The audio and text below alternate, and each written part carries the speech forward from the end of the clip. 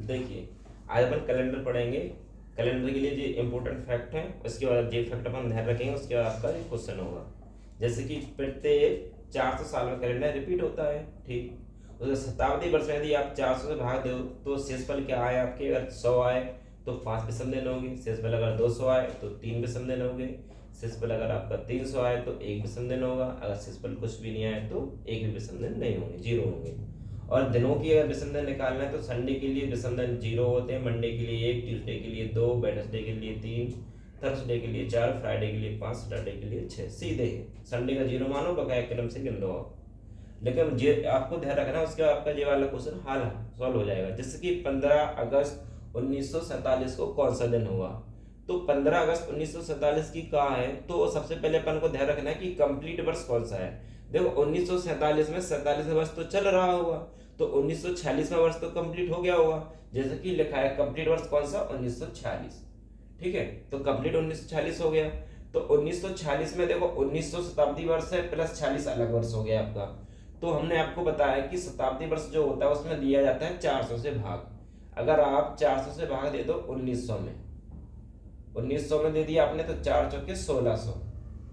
अब कितना आया विषम दिन आया, शेषफल आ गया आपका 300। हमने आपको यही बताया अगर शेषफल आपका 300 हो तो विषम दिनों की संख्या कितनी होगी, 1, जो कि इसमें दिख रही है।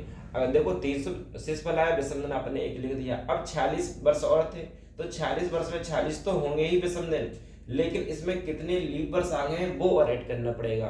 तो 46 वर्ष में 11 लीप वर्ष और होंगे। कैसे होंगे लीप वर्ष, क्योंकि किसी भी चीज में अगर आपको लीप वर्ष पहचानना है तो आपको, क्योंकि लीप वर्ष हर 4 साल के बाद आता है, तो 46 में जैसे ही आप 4 से भाग दोगे तो 11 बार जाएगा पूरा का पूरा कंप्लीट। जैसे कि 46 है, 46 में आपने दे दिया, 46 में आपने 4 से भाग दे दिया, 4 एकम 4 और 6, 4 चौके 4 एकम 4, अंक उतारा 6 का, 4 एकम फिर 4, 2 शेष बच गया। तो इस शेषफल से नहीं कंप्लीट 11 बार गया कि नहीं गया है आपका, बस आपको यही देखना है कि कंप्लीट आपका 11 बार गया है तो 11 आपके लीप वर्ष आ गए, ठीक है। तो कुल मिला के 1946 में हो गए आपके 58 लीप वर्ष, 58 विषम दिनों की संख्या हो गई, ठीक है। 58 ये विषम दिन है। उसके बाद क्या है, 47वें वर्ष में विषम दिन कितने आ रहे हैं वो देखना है। अब 47वें वर्ष तो जनवरी से शुरू ही होगा, तो क्या जनवरी में विषम दिन निकालना है तो 3। अब आप जो कहोगे 3 कहाँ से आए, तो महीने में जितने दिन होते हैं उसमें दे दिया जाता है 7 से भाग। जैसे कि जनवरी में होते हैं 31 दिन, ठीक है। तो 31 में आपने दे दिया 7 से भाग, 7 चौके 28। अब 3 शेष बच गया आपका, जो शेष बचता है वही विषम दिनों की संख्या होती है। जनवरी में 3 बचेंगे विषम दिन, शेष बचेंगे 3 तो विषम दिन 3। फरवरी में 28 दिन होते हैं तो 28 में 7 से भाग दोगे आप तो कुछ नहीं बच रहा है शेष, तो विषम दिन 0। ऐसे मार्च में फिर 31 दिन आएंगे, 31 में फिर आप 7 से भाग दोगे तो 3। अप्रैल में आएंगे फिर 30 दिन और 30 में आप 7 से भाग दोगे, 7 चौको 28, 2 बच रहे हैं तो 2 विषम दिन। ऐसे ही ये सारे आपने निकाल लिए। और लास्ट में आपका आ गया अगस्त। अगस्त में तो ओनली उन्हें खुद कहा कि 15 अगस्त की बात कर रहे हैं तो 15 के 15 पूरे ही लिख लिए।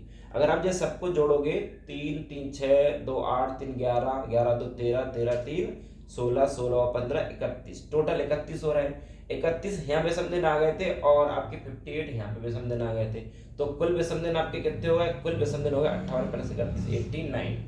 अगर आप इस 89 में आपने दे दिया 7 से भाग, जो लास्ट में शेष बचेगा वही विषम दिन होंगे। 7 एकम 7, 8 में 7 गया 1, अंक उतारा 9 का, 7 दूनी 14, 5 बचे शेष, ठीक है। अगर आपके 5 शेष बचे हैं तो क्या होगा, अगर 5 शेष है तो शुक्रवार होगा, खत्म का हमने आपको यहाँ पे बताया। 5 शेष के लिए फ्राइडे, 6 हो तो सैटरडे आ जाता है, वैसे शुक्रवार